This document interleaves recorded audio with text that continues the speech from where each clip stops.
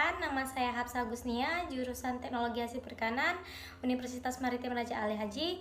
Nah, di sini saya akan membuat video sebagai bentuk tugas ujian tengah semester mata kuliah Nutraseutika dan Farmaseutika. Nah, di sini saya akan membahas 5 topik, yaitu protein, lemak, bahan tambahan pangan, mineral, dan vitamin. Ada yang tahu apa itu protein?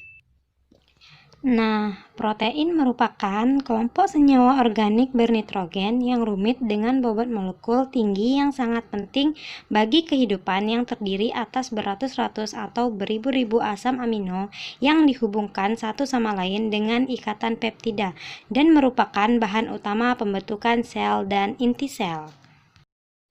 Fungsi protein yaitu sebagai sumber karbohidrat untuk memfasilitasi reaksi biokimia dan metabolisme tubuh, sebagai antibodi untuk sistem kekebalan tubuh, membantu serta mendorong pertumbuhan dan dapat memelihara susunan juga struktur tubuh dari sel, jaringan hingga sampai ke dalam organ-organ tubuh, sebagai penyediaan energi bagi tubuh, diperlukan dalam pembentukan tulang, otot, tulang rawan, kulit, dan darah, membantu kerja tubuh dalam menetralkan atau menghancurkan zat-zat asing yang masuk ke dalam tubuh, memelihara serta juga menjaga keseimbangan asam basa serta cairan tubuh, dikarenakan protein tersebut juga berfungsi ialah sebagai buffer atau penahan. Yang terakhir sebagai asupan diet serta juga rendah gula. Jenis protein terbagi menjadi dua, yaitu protein nabati dan protein hewani.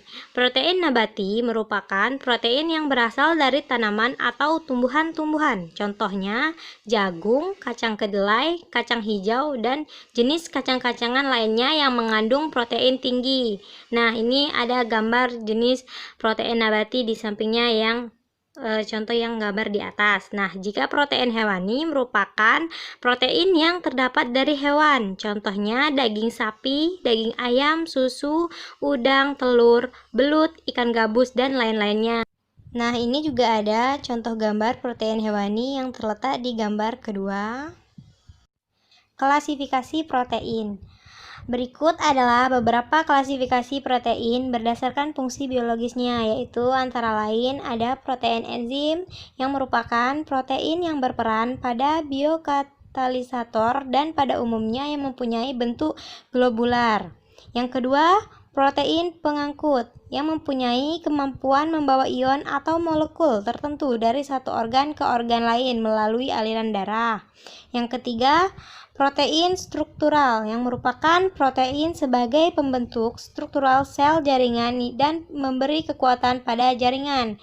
Yang keempat, protein hormon merupakan hormon yang dihasilkan oleh kelenjar endokrin membantu mengatur aktivitas metabolisme di dalam tubuh. Yang kelima, protein pelindung, yaitu merupakan protein yang pada umumnya terdapat pada darah, melindungi organisme dengan cara melawan serangan zat asing yang masuk ke dalam tubuh. Yang keenam, yaitu protein kontraktil, yang merupakan protein yang berperan dalam proses gerak, memberi kemampuan pada sel untuk bereaksi atau mengubah bentuk. Yang ketujuh, protein cadangan, yang merupakan protein yang disimpan dan dicadangkan untuk beberapa proses metabolisme. Yang terakhir, pengendali pertumbuhan, yang merupakan protein yang bekerja sebagai penerima yang dapat mempengaruhi fungsi bagian-bagian DNA. Nah, ini juga ada beberapa contoh makanan yang mengandung protein, yaitu ada susu kedelai. Susu kedelai ini menjadi sumber protein nabati pengganti susu sapi. Nah, susu kedelai ini mengandung nutrisi lainnya seperti kalsium, vitamin D, dan vitamin B12. Yang kedua ada juga kacang-kacangan. Nah, kacang-kacangan ini selain bergizi, kacang juga kaya akan serat yang bisa membuat kita merasa kenyang lebih lama. Nah, kacang kedelai juga baik bagi jantung karena dapat membantu menurunkan kolesterol. Yang ketiga juga ada telur yang merupakan bahan makanan yang terjangkau dan bergizi. Tak hanya tinggi protein, telur ayam juga mengandung vitamin B, folat, selenium, dan kolin. Nah, sekarang kita akan membahas lemak. Lemak adalah salah satu sumber energi yang sangat penting dibutuhkan khususnya manusia guna melakukan aktivitas sehari-hari. Manusia mempunyai tubuh yang membutuhkan kadar lemak yang seimbang. Hal ini untuk membuat agar cadangan energi tetap ada. Nah, akan tetapi jika lemak yang terdapat di dalam tubuh melebihi batas normal, maka akan mengalami obesitas yang pada akhirnya akan menimbulkan berbagai jenis penyakit.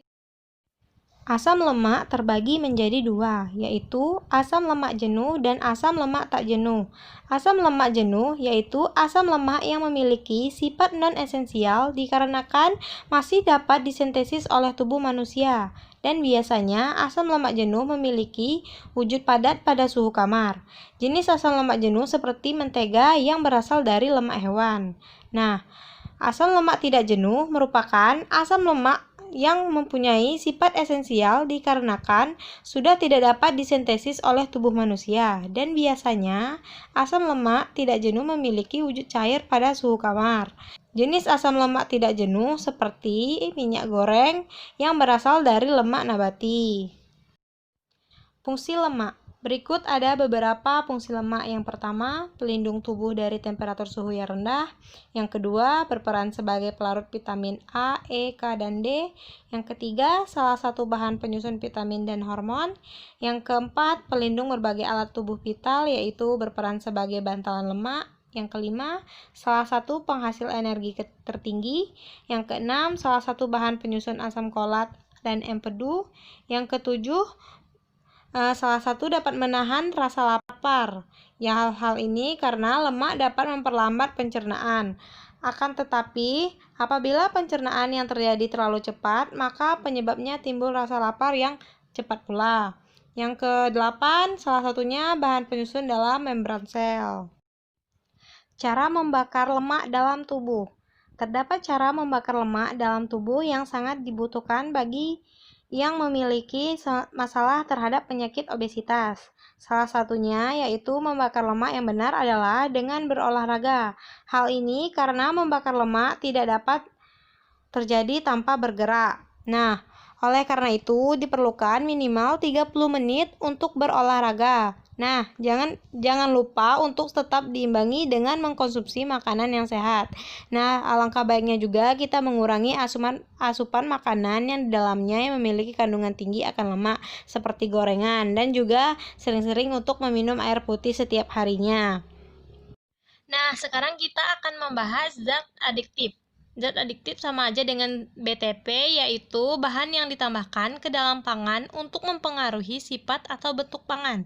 Zat adiktif atau bahan tambahan pangan didefinisi sebagai bahan yang ditambahkan dan dicampurkan sewaktu proses pengolahan makanan untuk meningkatkan mutu, sifat, atau bentuk pangan. Nah, ada juga fungsinya yaitu sebagai pemanis buatan, pemutih dan pematang, penambahan gizi, pengawet, pemantap, pengeras, pewarna alami, dan penyedap rasa dan aroma. Dampak zat adiktif pada makanan yaitu ada dampak positif dan dampak negatifnya. Pada dampak positifnya yaitu berbagai macam penyakit dapat muncul dari kebiasaan manusia mengkonsumsi makanan yang kurang memperhatikan keseimbangan gizi. Misalnya penyakit gondok yang berupa pembengkakan kelenjar pada leher. Penyakit gondok disebabkan karena mendapatkan zat iodin. Penyakit gondok dapat dicegah dengan mengkonsumsi bahan makanan yang mengandung zat iodin. Zat iodin dapat kita peroleh dari garam dapur yang bisa digunakan untuk memberikan rasa asin pada makanan. Nah, pada dampak negatifnya yaitu kemajuan teknologi di bidang pangan dapat memacu manusia untuk menciptakan bahan makanan dengan kualitas yang makin baik. Kualitas makanan yang baik tidak dapat dilihat dari bentuk tampilan keluarnya saja. Akan tetapi, yang paling penting adalah kandungan gizi dalam makanan tersebut. Mineral. Mineral adalah suatu zat padat yang tersusun dari senyawa kimia yang dibentuk secara alami oleh peristiwa-peristiwa anorganik yang memiliki penempatan atom secara berurutan dan memiliki sifat kimia dan fisika tertentu. Nah, ini ada jenis macam-macam mineral, yaitu yang pertama kalsium. Kalsium tersebut disebut juga ialah zat kapur. Kalsium ialah mineral yang paling banyak terdapat pada tubuh dan juga yang paling dibutuhkan. Kebutuhan kalsium pada tiap-tiap tubuh itu berbeda-beda.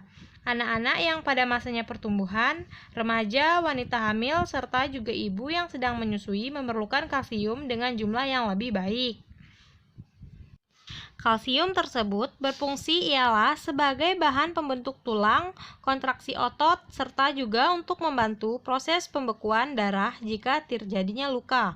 Bahan makanan yang banyak mengandung zat kapur tersebut antara lain adalah susu, telur, kacang-kacangan, ikan, serta juga kentang. Nah, kedua juga ada fosfor tersebut yang berfungsi sebagai bahan pembentuk suatu tulang bersama kalsium. Selain dari itu, fosfor juga berperan penting di dalam berbagai reaksi kimia pada tubuh.